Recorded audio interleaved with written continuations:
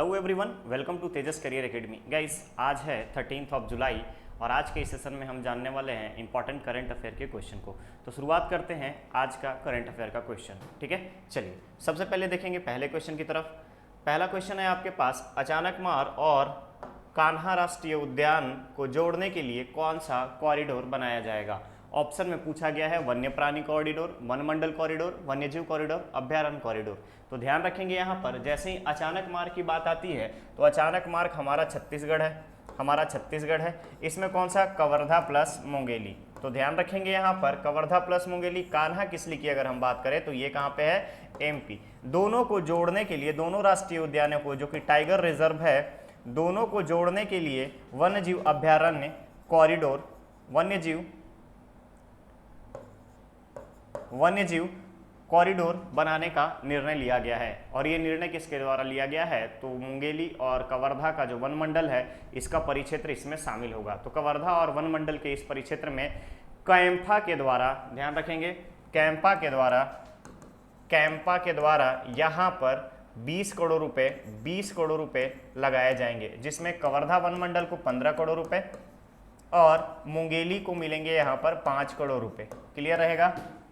कैंपा आप लोग याद रखिएगा, centre for forestry fund and project management and planning का ये एक आर्बिट्ररी एक संस्था है जिसका काम है वनों का निर्माण, वनों की क्षतिपूर्ति, जंगलों के प्राणियों का बढ़ावा देना, जंगली प्राणियों की सुरक्षा, ये इसका काम है। तो ध्यान रखिएगा यहाँ पर वन्य प्राणी कॉरिडोर बनाने का निर्णय लिया गया है अचानकमार और कान्हा राष्ट्रीय उद्यान को जोड़ने के लिए, ताकि पशु हिंसा को रोका जाए और साथ ही साथ वन्य जीव और मनुष्यों के बीच में होने वाले द्वंद्व को भी रोका जा सके। ठीक है, चलिए अगले क्वेश्चन की तरफ बढ़ते हैं। दूसरा क्वेश्चन है, छत्तीसगढ़ का पहला चाय बागान कहाँ तैयार किया जाएगा।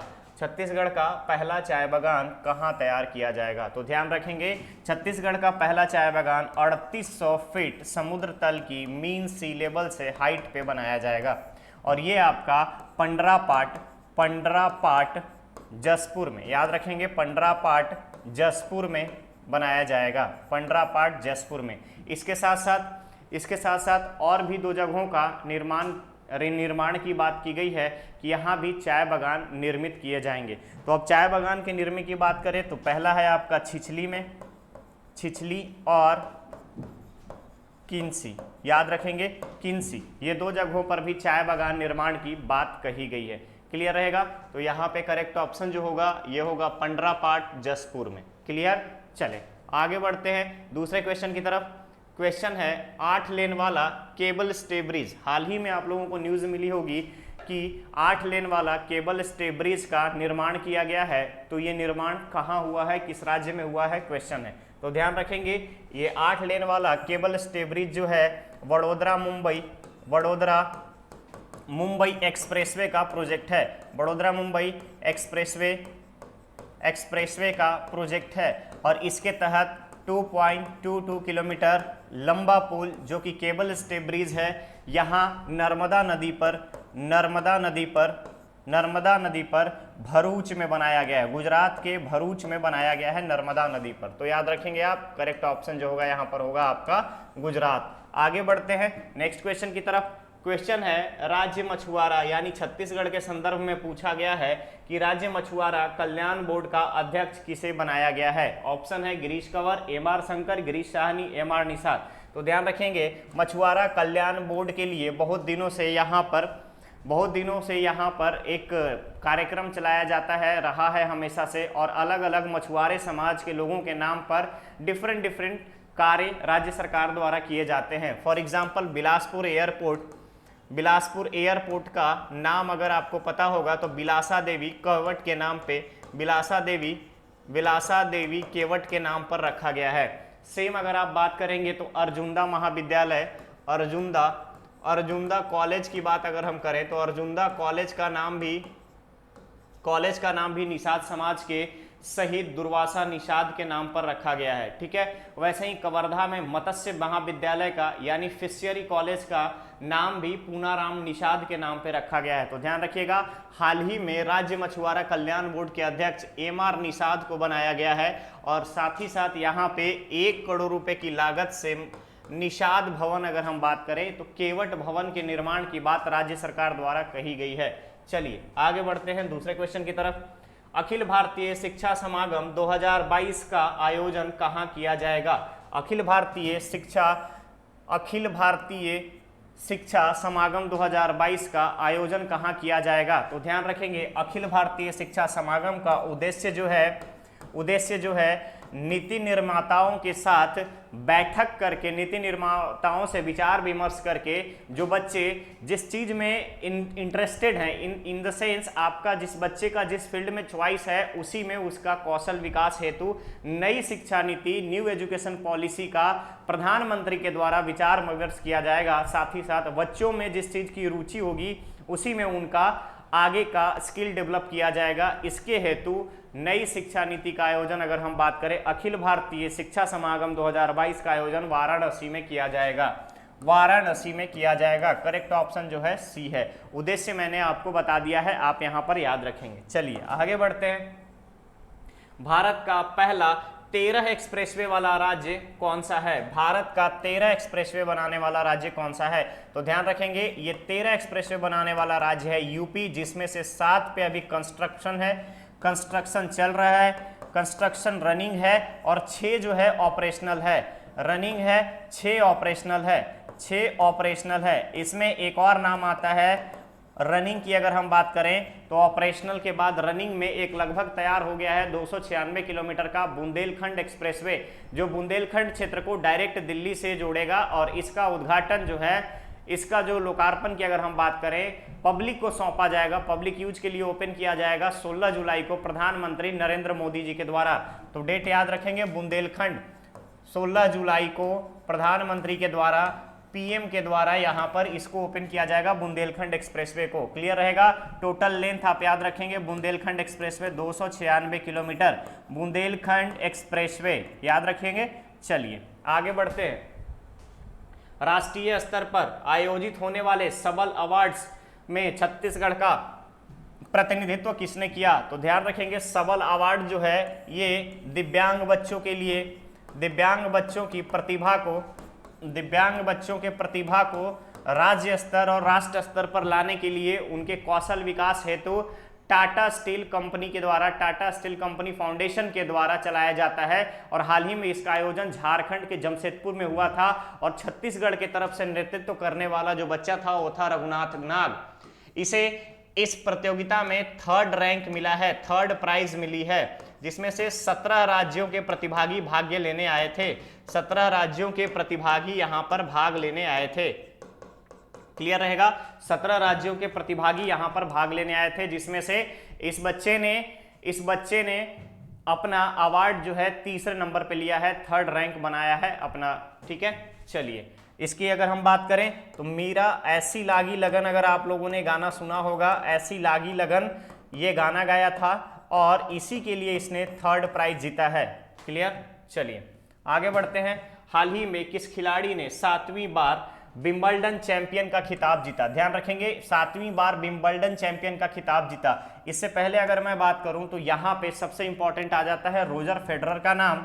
रोजर फेडरर का नाम, जिसने 8 बार, रोजर फेडरर 8 बार। ठीक है, उसके बाद नेक्स्ट आते हैं नोवाक जोकोविच। हाल ही में नोवाक जोकोविच ने 7वीं बार, ध्यान रखेंगे 7 बार यहां पर विंबलडन चैंपियनशिप जीता है। ग्रैंड स्लैम की अगर मैं बात करूं तो नोवाक जोकोविच को 21, राफेल नडाल को अगर हम बात करें, रोजर फेडरर की बात करें तो यहां पर 22। 8 बार विंबलडन जीतने वाले राफेल नडाल, याद रखेंगे राफेल नडाल। ठीक है। चलिए तो यहां पर आप ध्यान देंगे 2 चीजें। रोजर फेडरर ने 22 बार ग्रैंड स्लैम जीता, जिसमें से एक स्टेप पीछे कौन है ग्रैंड स्लैम जीतने में? नोवाक जोकोविच 21 बार। राफेल नडाल ने यहां पर 8 बार विंबलडन चैंपियनशिप जीता। और नेक्स्ट है नोवाक जोकोविच जो कि 7 बार जीत चुके हैं। क्लियर रहेगा। तो करेक्ट ऑप्शन है यहां पर डी, नोवाक जोकोविच। आगे बढ़ते हैं। राज्य के मुख्य निर्वाचन पदाधिकारी, ठीक है, चीफ इलेक्शन ऑफिसर का पदभार किसे दिया गया है? तो ध्यान रखेंगे हाल ही में रीना बाबा साहेब कंवाले, ठीक है, कंगाले को अगर हम बात करें तो इनके बाद ये पोस्ट खाली हो गया था, तो राज्य सरकार ने भुवनेश यादव को, याद रखेंगे भुवनेश यादव को इस पोस्ट पर बैठा दिया था। लेकिन जब आयोग को ये बात पता चली तो आयोग ने असहमति जताते हुए राज्य सरकार से 3 लोगों का नाम मांगा, जिसमें भुवनेश यादव, उसके बाद पी दयानंद, और पी दयानंद के साथ साथ एम आर सिंघे को यहाँ पर 3 नामों को भेजा गया था, और इस 3 नाम में से चुनाव आयोग ने पी दयानंद का नाम फाइनल किया है, पी दयानंद का। तो इस तरीके से राज्य के मुख्य निर्वाचन पदाधिकारी के रूप में पदभार पी दयानंद को दिया गया है। क्लियर रहेगा। चलिए, पी दयानंद 2006 बैच के आईएएस ऑफिसर हैं, 2006 बैच के आईएएस ऑफिसर हैं। चलिए आगे बढ़ते हैं। स्वामी रामानुजाचार्य की स्टैचू ऑफ पीस कहाँ लगाया गया है? स्वामी रामानुजाचार्य, तो अगर आप लोग दर्शन पढ़ेंगे तो ये एक महान दार्शनिक, एक विचारक और समाज कल्याण के उत्थान हेतु, समाज कल्याण और उत्थान हेतु इनका विशेष योगदान माना जाता है स्वामी रामानुजाचार्य का। और इनकी स्टैचू ऑफ पीस हाल ही में जम्मू कश्मीर में लगाई गई है, जिसका अनावरण केंद्रीय गृह मंत्री अमित शाह द्वारा किया जाएगा। क्लियर है। तो चलिए, करेक्ट ऑप्शन यहां पर होगा बी। आगे बढ़ते हैं।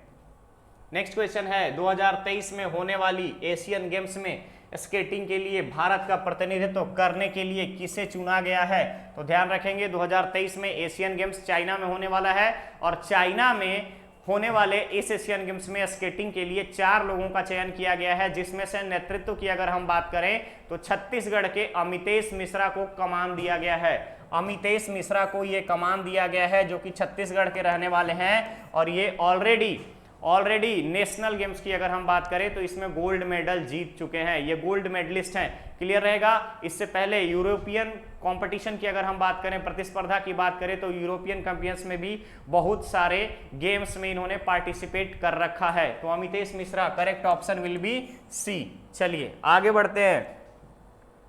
क्वेश्चन है, यशपाल शर्मा को किस संस्था का अध्यक्ष बनाया गया है? तो ध्यान रखेंगे, यशपाल शर्मा को एयर कार्गो फॉर्मेशन इंस्टीट्यूशन, याद रखेंगे इंस्टीट्यूशन, ठीक है। एयर कार्गो की अगर हम बात करें तो एयर कार्गो में होने वाली दिक्कतों को ACFI का यहां पर चेयरमैन नियुक्त किया गया है, ठीक है। चेयरमैन नियुक्त किया गया है किसको? यशपाल शर्मा को। रीजन क्या है? तो एयर कार्गो में होने वाली परेशानियों को दूर करने हेतु इनको एक पदभार दिया गया है। साथ ही साथ किस तरीके से ये उन चीज़ों को रिफॉर्म करेंगे, इसके लिए यहाँ पर एक कमेटी गठन की गई थी। उसके बाद यशपाल शर्मा जी को अध्यक्ष बनाया गया है। क्लियर रहेगा। चलिए, तो यहाँ पे करेक्ट ऑप्शन जो होगा वो होगा आपका बी। आगे बढ़ते हैं। G20 संगठन के लिए भारत के नए शेरपा किसे बनाया गया है? G20 के लिए भारत का नया शेरपा एक्चुअली क्या होता है? तो देखिएगा यहाँ पर, जब G20 जो देश है, याद रखेंगे यहाँ पे G20 जो देश है, यहाँ पे 19 कंट्रीज प्लस एक यूरोपीय यूनियन, इसका समूह है। क्लियर। इसकी अगर हम स्थापना की बात करें तो सितंबर 1999 में हुई थी। क्लियर रहेगा यहाँ पर। और इसके बाद G20 में वैसे व्यक्ति जो व्यक्तिगत प्रतिनिधित्व के आधार पर भेजे जाते हैं उसे शेरपा कहा जाता है। तो इससे पहले शेरपा के लिए पीयूष गोयल का नाम फाइनल हुआ था, केंद्रीय मंत्री। उसके बाद जब केंद्रीय मंत्री की स्थान पे यहाँ पे अमिताभ कांत को, जो कि नीति आयोग के पूर्व CEO रह चुके हैं, अमिताभ कांत को नया शेरपा बनाया गया है भारत की तरफ से। क्लियर रहेगा। Correct option will B D. Next question की तरफ बढ़ते हैं। हाल ही में मिशन वात्सल्य लॉन्च किया गया, यह किस मंत्रालय से संबंधित है? तो मिशन वात्सल्य है क्या? तो ध्यान रखेंगे, महिला एवं बाल विकास मंत्रालय के द्वारा यह मिशन वात्सल्य लॉन्च किया गया, जिसमें महिलाओं के स्वास्थ्य, बच्चों के स्वास्थ्य, बच्चों के लिए उनके न्यूट्रिशन के लिए, अगर कुपोषण से बचाने के लिए, मैल न्यूट्रिशन होने से बचाने के लिए, तथा माताओं को, महिलाओं को गर्भस्थ अवस्था के दौरान यहाँ पर उनको ख्याल रखने के लिए जो धन और लाभ सुविधाएं दी जाती है उसके हेतु मिशन वात्सल्य शुरू किया गया है। और ये मिशन जो है महिला एवं बाल विकास मंत्रालय केंद्र सरकार के द्वारा चलाया जा रहा है। क्लियर रहेगा, महिला एवं वात्सल्य मंत्रालय के द्वारा चलाया जा रहा है, बाल विकास मंत्रालय के द्वारा चलाया जा रहा है। आगे बढ़ते हैं दूसरे क्वेश्चन पे। दिल्ली सरकार द्वारा हाल ही में निर्माण श्रमिकों के लिए कौन सा कार्यक्रम शुरू किया गया? तो ध्यान देंगे, दिल्ली के उप मुख्यमंत्री मनीष सिसोदिया ने जो भी निर्माण कार्य यानी कि राज मिस्त्री का काम करने वाले लोगों के लिए एक नई पहल की शुरुआत की है, कार्यक्रम की शुरुआत की है, जिसका नाम रखा गया है मिशन कुशल कर्मी। इसमें लोगों को जो राजमिस्त्री का काम करते हैं इनको 15-15 दिन का ट्रेनिंग दिया जाएगा और ट्रेनिंग कंप्लीट होने के बाद 4200 रुपए दिए जाएंगे। क्लियर रहेगा, तो यहाँ पे मिशन कुशल कर्मी दिल्ली राज्य सरकार के द्वारा उनके उप मुख्यमंत्री मनीष सिसोदिया के द्वारा लॉन्च किया गया है। क्लियर रहेगा, चलिए करेक्ट ऑप्शन है यहाँ पर ए। तो ये था आज का सेशन। अब आता है स्टूडेंट धर्मा का टाइम, जिसमें आप एक क्वेश्चन का आंसर देंगे। कमेंट बॉक्स में कमेंट करके इसका आंसर देना है। क्वेश्चन है, हाल ही में राज्य के ऊर्जा विभाग यानी छत्तीसगढ़ राज्य के ऊर्जा विभाग ने किन 2 पावर कंपनियों का विलय पावर डिस्ट्रीब्यूशन में कर दिया? ध्यान से देखेंगे, पावर कंपनियों का विलय पावर डिस्ट्रीब्यूशन में कर दिया है। अभी देखेंगे अगर राज्य सरकार की अगर हम बात करें तो अभी तक होल्डिंग, पावर होल्डिंग, ठीक है, पावर ट्रेडिंग, उसके बाद पावर डिस्ट्रीब्यूशन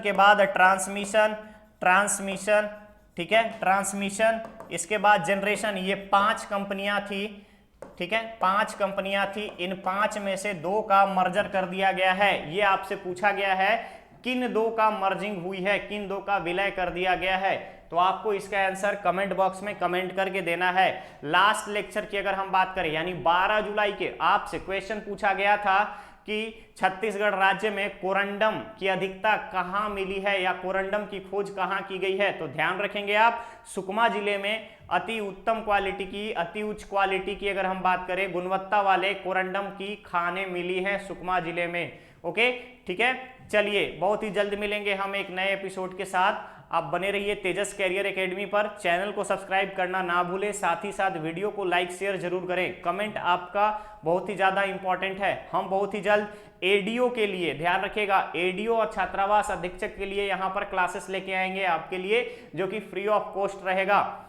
एडीओ की क्लासेस में हम हो सकता है आजीविका, पंचायती राज और साथ ही साथ ग्रामीण फ्लैगशिप योजनाओं को लेकर के हम आए यहाँ पर। तो आप लोग कमेंट करके हमें बताएंगे कि आप लोगों को एडीओ के लिए ग्रामीण फ्लैगशिप योजनाएं, पंचायती राज और आजीविका मिशन से संबंधित क्लास चाहिए या नहीं। आप हमें कमेंट करके बताएंगे जरूर। वीडियो के डिस्क्रिप्शन बॉक्स में टेलीग्राम चैनल का लिंक दिया हुआ है, टेलीग्राम ज्वाइन कर लीजिए, जिससे आपको सारे अपडेट्स मिलते रहें। ओके, चलिए मिलते हैं एक नए एपिसोड में। Thank you so much.